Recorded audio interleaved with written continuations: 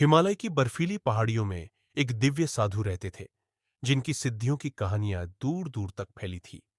लेकिन उनसे भी अधिक रहस्यमयी थे उनके दो कुत्ते, कालू और धवल।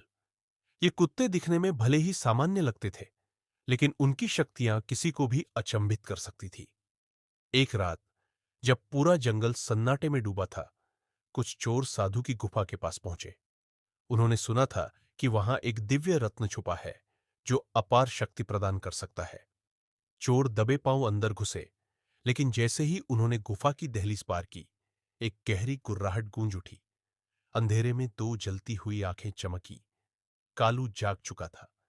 अचानक चोरों को ऐसा लगा जैसे जमीन उनके पैरों के नीचे से खिसक गई हो। गुफा की छाया घनी होने लगी और उनमें से एक ने डर के मारे बाहर भागने की कोशिश की। लेकिन तभी धवल ने एक लंबी चीख मारी। उसकी आवाज सुनते ही चोरों की आंखों के आगे अंधेरा छा गया। जब उन्हें होश आया तो वे खुद को गुफा से मीलों दूर एक पेड़ से बंधा हुआ पाए।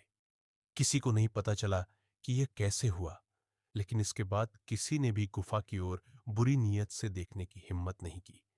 कुछ ही दिनों बाद गांव में एक खूंखार बाघ का आतंक छा गया। उसने कई मवेशियों को मार डाला और लोग डर के मारे जंगल में जाना छोड़ चुके थे। एक दिन जब वह गांव के करीब आया तो कालू और धवल वहां पहुंच गए।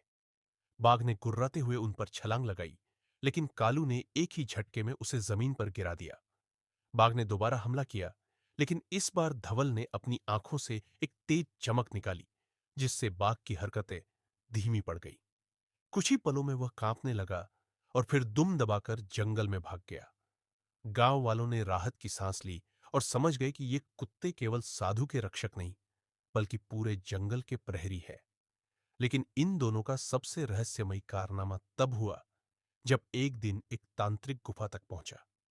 वह साधु की शक्ति चुराने आया था और उसने अपने मंत्रों से गुफा के चारों ओर एक घेरा बना दिया, जिससे साधु की ऊर्जा क्षीण हो जाए। जैसे ही उसने कोई काला जादू करने की कोशिश की, कालू और धवल उसके सामने आ गए। तांत्रिक ने कुछ मंत्र पढ़े, लेकिन उनका कोई असर नहीं हुआ। अचानक कालू ने जोर से दहाड़ मारी, जिससे पूरी घाटी गूंज उठी। धवल ने अपने पंजे से जमीन पर एक घेरा बनाया और अगले ही पल तांत्रिक की परछाई उसकी देह से अलग हो गई। उसने चीखकर भागने की कोशिश की, लेकिन धवल की आंखों की रोशनी ने उसे जकड़ लिया। कुछ ही क्षणों में वह अपनी ही छाया में समा गया और गायब हो गया।